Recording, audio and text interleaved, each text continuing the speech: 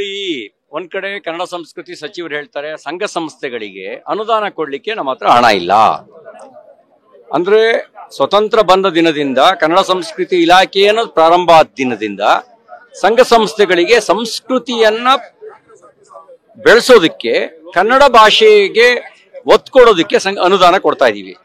ಸಾಂಸ್ಕೃತಿಕ ಚಟುವಟಿಕೆ ನಡೆಸೋದಕ್ಕೆ ಅನುದಾನ ಕೊಡ್ತಾ ಇದೀವಿ. ಹಣ ಇಲ್ಲ. ಅರೆಕಾಲಿಕ ಉಪನ್ಯಾಸಕರು ಚಳವಳಿ ಮಾಡಿದ್ರು, ಅವರಿಗೆ 7 ತಿಂಗಳಿಂದ ಸಂಬಳ ಇಲ್ಲ. ಹಾಲು ಉತ್ಪಾದಕರಿಗೆ ಕಳೆದ 6 ತಿಂಗಳಿಂದ ಅವರಿಗೆ ಕೊಡ್ಬೇಕಾಗಿರ್ತಕ್ಕಂಥ ಸಬ್ಸಿಡಿ ಹಣವನ್ನ ಕೊಡ್ಲಿಲ್ಲ.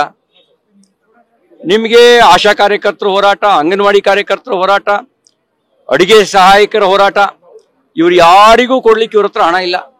ನಿಗಮ ಮಂಡಳಿಗಳಿಗೆ ಅನುದಾನ ಕಡಿತ, ಯಾ ಕಾರಣ? ಹಣ ಇಲ್ಲ.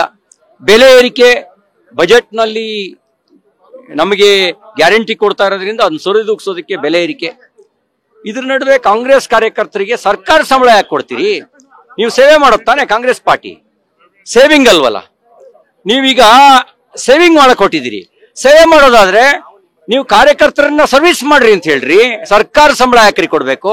ಸರ್ಕಾರ ಸಂಬಳ ಕೊಡ್ಬೇಕು ಅನ್ನೋದಾದ್ರೆ ನಿಂಗೆ ತಹಸೀಲ್ದಾರ್ ತೆಗೆದ್ಬಿಡಿ, ಇಒ ತೆಗೆದ್ಬಿಡಿ, PDO ತೆಗೆದ್ಬಿಡಿ, ನಿಮ್ ಕಾಂಗ್ರೆಸ್ ಕಾರ್ಯಕರ್ತರೇ ಮಾಡ್ಲಿ. ಸರ್, ಇದ್ರ ಜೊತೆಗೆ ಲಾ ಅಂಡ್ ಆರ್ಡರ್ ವಿಚಾರನೂ ಕೂಡ ಪ್ರಸ್ತಾಪ ಆಗತ್ತೆ ಸದನದಲ್ಲಿ ಅನ್ನುವಂತ ವಿಚಾರ ಇತ್ತು. ರನ್ಯಾರಾವ್ ಪ್ರಕರಣ ಇರ್ಬೋದು, ಬೇರೆ ಬೇರೆ ಪ್ರಕರಣ. ಲಾ ಅಂಡ್ ಆರ್ಡರ್ ನ ಇದರ ನಡುವೆ ಅಂತ ವಿಚಾರಗಳನ್ನು ಕೂಡ ತಾವು ಕೈಗೆತ್ಕೋತೀರಾ ಚರ್ಚೆಗೆ? ಈಗಾಗಲೇ ನಾವು ಕಾನೂನು ಸುವ್ಯವಸ್ಥೆಗೆ ಕುರಿತಾಗಿ ನಿಲುವಳಿ ಸೂಚನೆಯನ್ನ ವಿಧಾನ ಪರಿಷತ್ನಲ್ಲಿ ಮಂಡಿಸಿದ್ದೇವೆ. ಚರ್ಚೆಗೆ ಕನ್ವರ್ಟ್ ಮಾಡಿ ಕೊಡ್ತೀವಿ ಅಂತ ಹೇಳಿದ್ದಾರೆ. ಬಹುಶಃ ಇವತ್ತು ನಾಳೆಗಳಲ್ಲಿ ಆ ವಿಷಯ ಚರ್ಚೆಗೆ ಬರುತ್ತೆ. ಅದರೊಳಗಡೆ ಗೋಲ್ಡ್ ಸ್ಮಗ್ಲಿಂಗ್ ಇಂದ ಮೊದಲುಗೊಂಡು, IMA ಹಿಂದಿನ ಪ್ರಕರಣದಿಂದ ಮೊದಲುಗೊಂಡು, ಬ್ಯಾಂಕ್ ದರೋಡೆ, ATM ದರೋಡೆಯಿಂದ ಮೊದಲುಗೊಂಡು ಅತ್ಯಾಚಾರದ, ಸಾಮೂಹಿಕ ಅತ್ಯಾಚಾರದ ಮತ್ತು ಕೊಲೆ ಪ್ರಕರಣಗಳವರೆಗೂ ಕೂಡ ನಾವು ವಿಷಯವನ್ನು ಎತ್ಕೊಳ್ತೇವೆ. ಹೇಗೆ ಕಾಂಗ್ರೆಸ್ ಆಡಳಿತದ ಅವಧಿಯಲ್ಲಿ ಕ್ರಿಮಿನಲ್ಗಳಿಗೆ ಮಹತ್ವ ಸಿಕ್ಕಿದೆ ಅನ್ನೋದು ಕೂಡ ನಾವು ಬಿಡಿಸಿ ಹೇಳ್ತೀವಿ. ಒಂದು ಫೈನಲ್ ಕ್ವಶನ್ ಸರ್, ನೀವು ಒಂದ್ ಕಡೆಗೆ ಹೋರಾಟ ಮಾಡ್ತೀವಿ ಕಾನೂನು ಸುವ್ಯವಸ್ಥೆ ವಿಚಾರವಾಗಿ ಅಂತ ಹೇಳ್ತಿದ್ರಿ.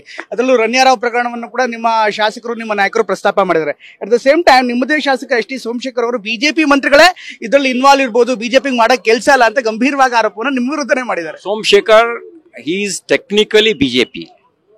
ಆತ ಭಾವನಾತ್ಮಕವಾಗಿ BJPಯನ್ನ ಬಿಟ್ಟು ಬಹಳ ಕಾಲ ಆಗಿದೆ. ತಾಂತ್ರಿಕವಾಗಿ ಮಾತ್ರ ಆ ರೀತಿ ರಾಜೀನಾಮೆ, ಆತ ಈ ತರ ಮಾತಾಡೋದ್ರ ಬದಲಿಗೆ ರಾಜೀನಾಮೆ ಕೊಟ್ಟು ರಾಜಮಾರ್ಗವನ್ನ ಹಿಡೀಲಿ. ಥ್ಯಾಂಕ್ ಯು, ಧನ್ಯವಾದ. ಇದಿಷ್ಟು CT ರವಿ ಅವರು ಹೇಳ್ತಾ ಇರುವಂತ ಮಾತು. ಕ್ಯಾಮರಾಮನ್ ಪ್ರಾಣೇಶ್ ಜೊತೆ ಪ್ರಮೋದ್, TV9 ಬೆಂಗಳೂರು.